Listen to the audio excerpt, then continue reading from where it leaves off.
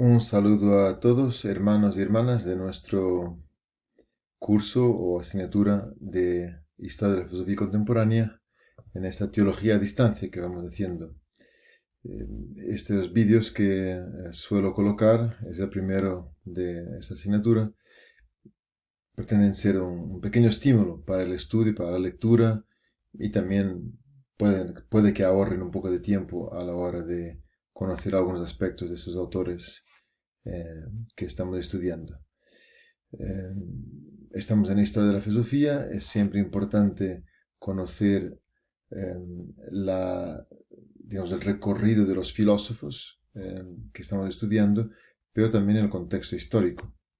Hemos empezado por esta época tan especial de la historia, que es alrededor de la Revolución Francesa, del final del siglo XVIII, que va a culminar con las invasiones napoleónicas y todo lo que de ahí después se dio.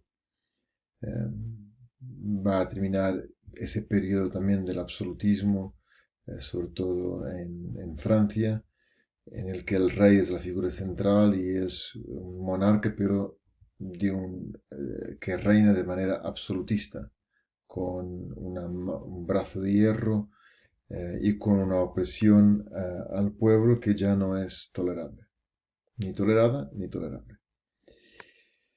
Por esto los filósofos que nos encontramos son filósofos que muchas veces reflexionan con sistemas que se llaman de totalidad. O sea, intentan dar una explicación a toda la realidad, sea la realidad de la naturaleza, que la realidad de la sociedad humana.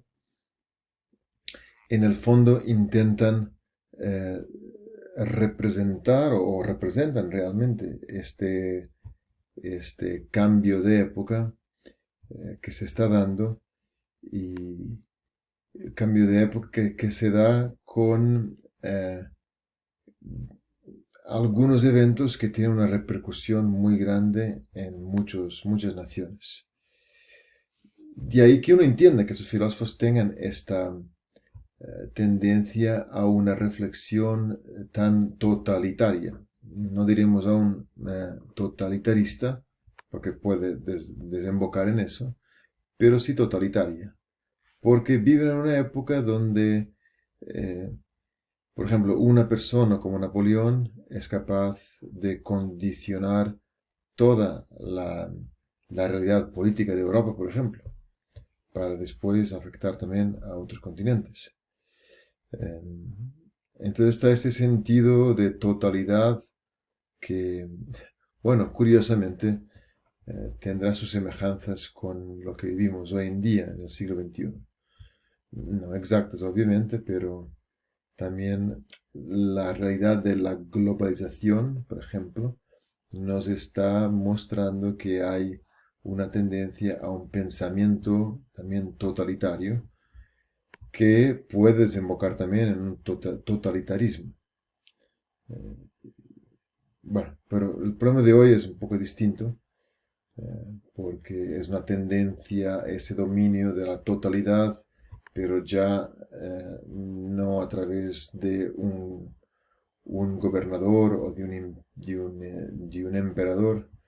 Eh, digamos que el intento de Putin de esos días es un poco anacrónico, porque el totalitarismo no se vive ya de esa manera.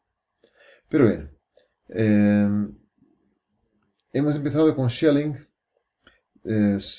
Fichte, Schelling, Hegel, son todos filósofos de una época que se llama romántica y que tiene realmente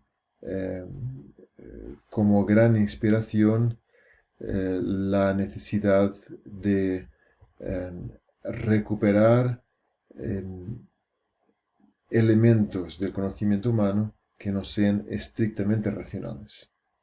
Por eso el romanticismo va a tener grandes exponentes en poetas importantes como Hölderlin, que es una gran influencia en Schelling y en Hegel. Eh, Habrá que preguntarse si después Schelling y Hegel realmente logran ser tan románticos, porque en su búsqueda de conocer de otra manera, que no sea solo la racional, el racionalismo de la modernidad cartesiana, por ejemplo, o spinoziana, eh, habrá que ver si realmente han logrado ser románticos. Pero son de esa época, digamos así. Eh, y el romanticismo también tiene ese centro, esa recuperación del sujeto, que Fichte, que no hemos estudiado ni vamos a ver con tanto detenimiento, pero está bien ser consciente de ello, digamos, Fichte resume, a mi modo de ver, brillantemente en esta dicotomía que a lo mejor uno no ha pensado mucho. Que el mundo, yo puedo explicar todo el universo, todo lo que existe, de la siguiente manera. Yo, Daniel, y no yo, no Daniel. Es una forma muy sencilla de explicar todo lo que existe. Hay un sujeto consciente de sí mismo, con un cierto grado de conciencia de lo que le rodea, y que es capaz de distinguirse a sí mismo de todo lo demás, sencillamente con esta pequeña afirmación. Yo y no yo. Sin duda interesante, y a partir de aquí, digamos que los demás filósofos van desarrollando su pensamiento, y en particular Schelling va a dar distintos matices que están muy bien encapsulados o expuestos en el libro de Reale y Antiseri. Va en sucesivas gradaciones, en sucesivas reflexiones, profundizando sobre lo que significa el yo y el no yo, para llegar realmente a una filosofía, como algunos de vosotros habéis dicho en el foro, con fuertes tintes panteístas. Vamos a ver del libro de Reale, en el índice hay una gradación muy interesante, cuando vemos aquí el comentario a Fichte y a Schelling, vienen juntos, y nosotros hemos empezado con Schelling, entonces, y entonces veamos un poco la gradación. Aquí tenemos los comienzos fichtianos del pensamiento de Schelling, es ese no y no yo.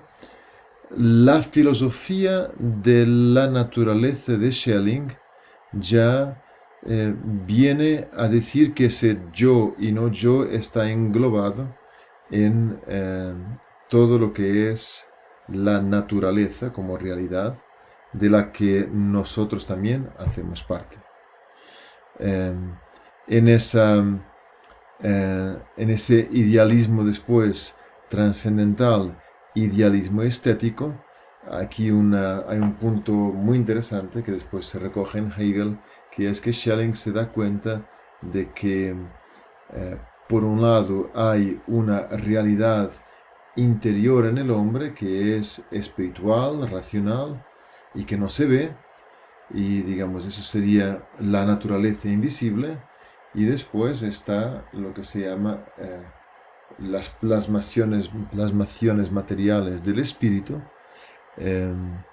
que sería la naturaleza así como la conocemos, pero hay un aspecto en donde se ve, en donde confluye, digamos, la realidad espiritual de la naturaleza, visible e invisible, que serían las obras de arte. La obra de arte tiene que ser siempre material, sobre todo lo que es la escultura, la pintura,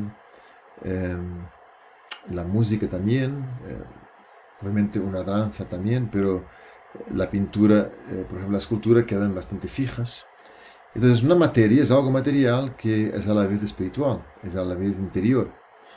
Y digamos la obra de arte en ese sentido nos representa bien esta doble dimensión de la naturaleza. espiritual y material a la vez.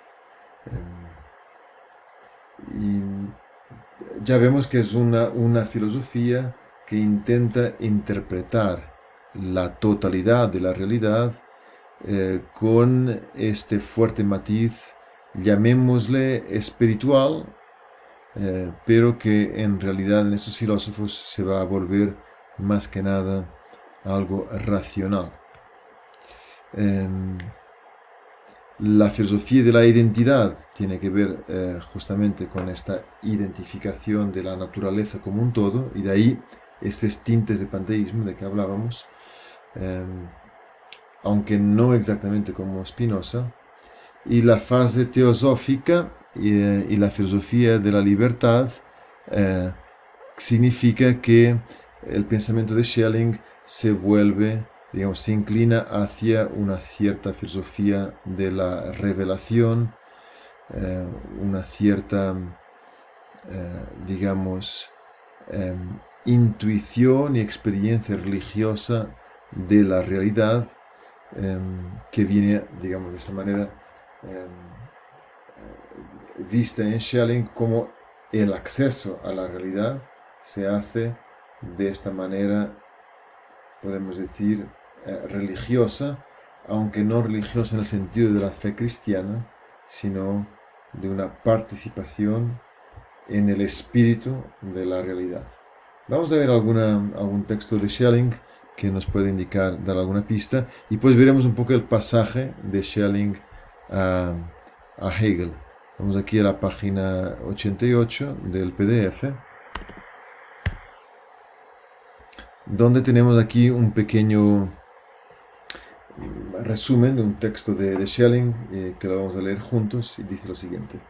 Llamo razón, escribí Schelling en la exposición de mi sistema filosófico, a la razón absoluta, o razón en la medida en que es pensada como total indiferenciación entre lo subjetivo y lo objetivo. O sea, ese yo y no yo se vuelve la totalidad del espíritu de la naturaleza. El punto de vista de la filosofía es el punto de vista de la razón. Su conocimiento es un conocimiento de las cosas tal como son en sí, es decir, tal como son en la razón. A la naturaleza de la filosofía le corresponde eliminar totalmente las cosas que se hallan unas después que las otras, unas lejos de otras, toda diferencia de tiempo y en general toda diferencia que únicamente la imaginación, entiéndase como tal la imaginación productiva, introduzca en el pensamiento. En una palabra, a la filosofía le corresponde ver en las cosas solo aquello mediante lo cual expresan la razón absoluta. Entonces, Schelling, podemos decir que así de alguna manera tiene una experiencia de la totalidad de la realidad como siendo espiritual / racional, en la que las contraposiciones y las contradicciones que encontramos en el mundo son solamente aparentes, porque todo, en el fondo, es razón. Todo es espíritu, pero en este sentido de razón. Esto, claro que va a tener grandes problemas, porque cuando uno piensa que el espíritu humano, o sea, la razón del hombre, tiene la capacidad de acceder a la totalidad de la realidad, abarcándola, digamos así, esto se vuelve muy peligroso. Y digamos que los grandes dictadores y los grandes ideólogos que intentan cambiar el mundo a punta de sus razonamientos y a fuerza de sus razonamientos, en el fondo están, están adquiriendo ese tipo de pensamiento de Schelling. Algo semejante nos va a pasar con Hegel, que va a expresar este espíritu, por eso una de sus obras fundamentales es la fenomenología del espíritu, va a expresar este espíritu hasta incluso con su famosa dialéctica, que nos daría una clave para entender cómo funciona la realidad. Se vuelve aún más peligroso porque entonces uno intenta predecir la historia y hasta incluso forzar los cambios históricos. Bueno, después seguiremos.